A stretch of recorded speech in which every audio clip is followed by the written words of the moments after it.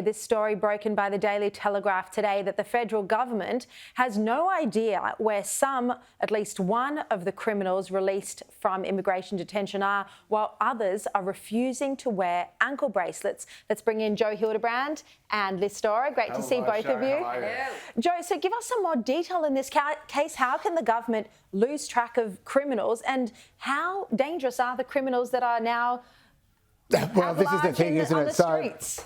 That from what I can gather, and it is very unclear, largely because the government refused to answer questions on this, and Immigration Minister Andrew Giles again refused to answer questions on this in Parliament, saying that it was an operational matter. They're so transparent. Doesn't look like it's operating very well, but anyway. Transparent. I love that they were elected on that. That's right. The Teals will be very upset about this. But there are a couple of things. One is this guy is just uncontactable, and he's just gone AWOL. He's just mixing his mobile phone calls. And we just don't know. Like, has he changed his mobile phone number to private? Claire O'Neill coming up again. What is going on there? The AFP have said that that of the four, and there's a 5 number being thrown around, the AFP have said that they think they are lower risk. But again, you've got, even on the other end of the spectrum, you've got someone who killed the mother of his children, his wife. His daughters are now living in fear in Sydney. And their stepfather is now saying, well, hang on a minute, you know, whether this guy has an ankle bracelet or not, he killed his wife. The ankle bracelet's probably not going to do that much, and he can't be deported either. So it's a real omni-shambles, which of course is a euphemism for a word I can't say on television, and I think the government's going to have to get on top of it. Liz, this is potentially the single biggest scandal for the Albanese government, and it very clearly shows that our national security, you know, their ministers have been weak. You can't even argue with that. Oh, 100%. Claire O'Neill is so completely out of her depth. It's a new embarrassment absolutely every day, how she chooses to deal with this, or rather not deal with it. I must say, still blaming Dutton, oh, this was the previous governments, etc. and so on. The problem is now, you knew it was before the High Court for months. You made absolutely no plan A, B or C.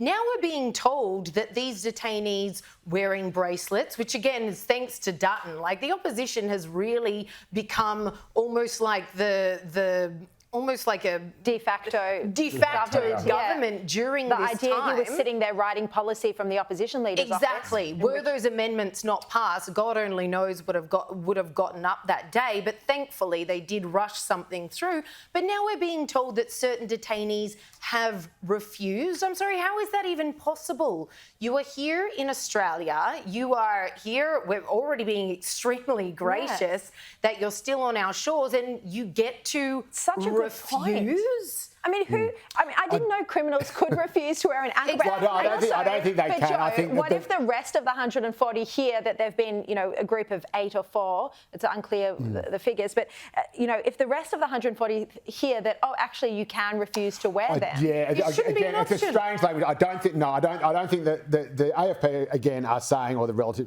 relevant police forces, because I have to use state police, I think, in some cases, but the AFP are saying, obviously, you can't refuse to do it. If it's an order by them, you have to follow it. So why aren't they wearing them? Well, they're going to make them, basically. But again, this is the problem. We've got a government that, again, is they're not wearing it. They're not wearing it. And how long have they been out for? About 2 weeks they're now. Not. That's right. So the AFP obviously has to figure out a way how they can force them to wear it and make them wear it. So they haven't done it of their own accord. That really shouldn't be hard to figure out. Of course it should. And again, Claire O'Neill interview recently on some morning program, and she was being asked, you know, well, how many of them are wearing it? How many of them are not?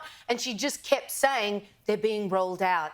Well, there was that other interview where she said, oh, that's a question for Immigration Minister Andrew Giles, a minister who is her junior counterpart, and that was seen, you know, within Labor as shafting her junior. I believe that's called a hospital pass. And and again, Claire O'Neill is usually pretty sensible. She's been sensible on other things, but she's clearly been caught completely wrong-footed by this, and hopefully the government will learn from it. But again, you know, if just one of these offenders or detainees ends up committing a crime, or someone gets hurt as a result of them being in the community, that will be, you know, that's almost an all-over Red Rover moment. So the government's got to be very, very careful. But why is that what it would take?